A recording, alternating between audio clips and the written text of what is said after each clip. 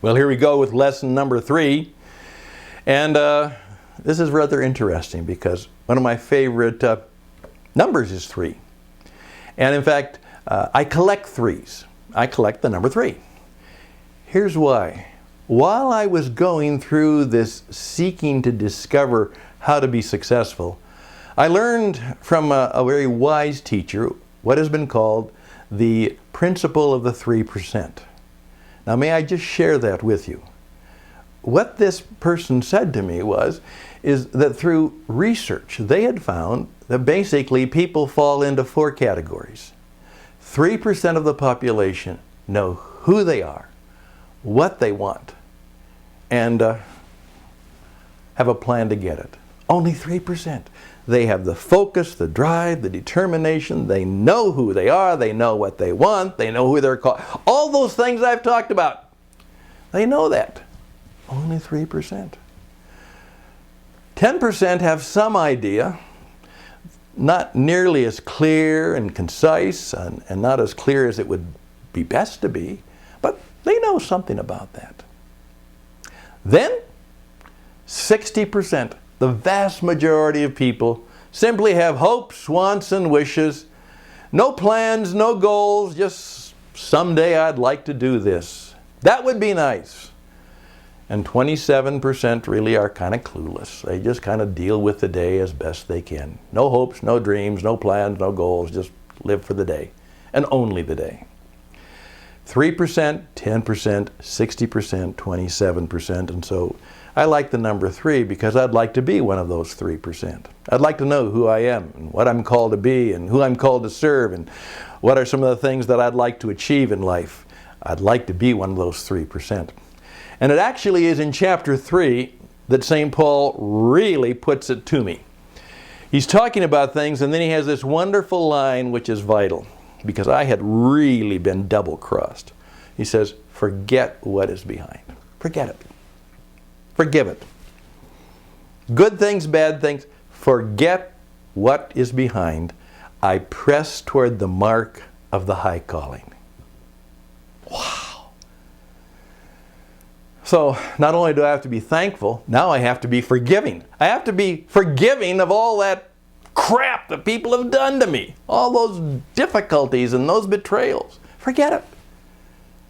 Forget the mistakes. Forget the sins, forget the screw-ups, forget the bad. Let me tell you this. Abandon all hope of having a better past. You got that? Abandon all hope of having a better past. It's truly past. Forget it. But also, forget about all that achievement stuff too. It's in the past. As I oftentimes say, your resume talks about what you did in the past. The past is past. What can you do now and what can you do in the future? Forget about the past. Then press toward the mark. The mark. Now the mark means 3 things. All of a sudden it came to me. First of all, a mark is the word for a goal. And there goes back to my 3%. Most people have never decided what mark they want to make. They have no goals. They have no goals. They don't know what they want. So, what's your goal? Press toward, push toward your goal, the mark. Then, I thought, mark as in trademark. Now, your trademark is that thing that makes you unique and distinct and different. That's vital to success.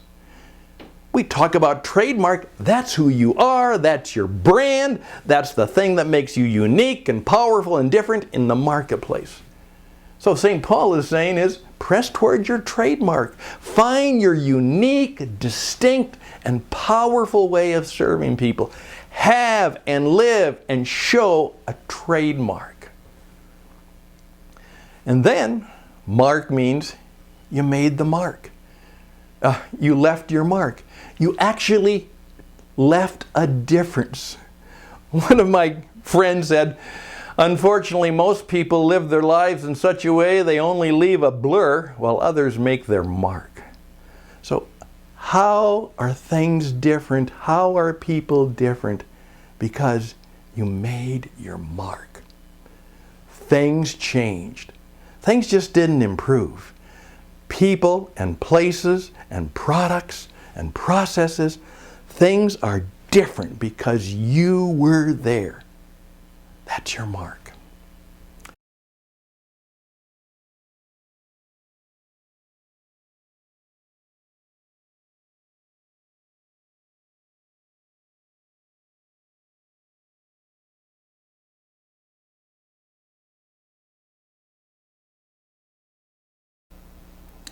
So indeed, and now going back to what it takes is fundamental. It's the number 3, the lesson that is vital to us all. Forget what is behind, the good and the past. Forget it. Then press toward the marks, those powerful marks that we are called to make, that will give us the energy and the power and enthusiasm for our goals. Give us the uniqueness and the things that make us distinct and different in the marketplace so we truly are one of a kind. And then we have a reputation. We have a reputation because we do things. We achieve things. We make things happen. We leave our mark. The world is a bit different. People are changed. Things happen that are unique and powerful. We are not those people who just simply show up and there's a bit of a blur and maybe a smile, maybe even not even that.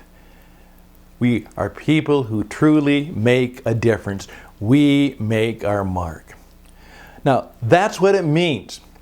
As Saint Entrepreneur was trying to teach us, that is how we, as some people say, and they reminded me, is not only that's what it takes, but here's what happens. People like that don't live lives that are different by degree.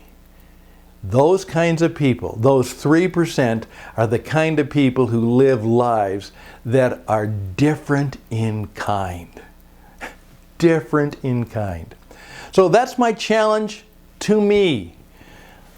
I teach this, and you know who has to remind themselves and remember it every day? Maybe not you, but even me. What can I do today and every day that will help move me in the areas of relationships, my character, and my achievements? My relationships and my character and achievements that will help me be one of the 3% who truly make their mark.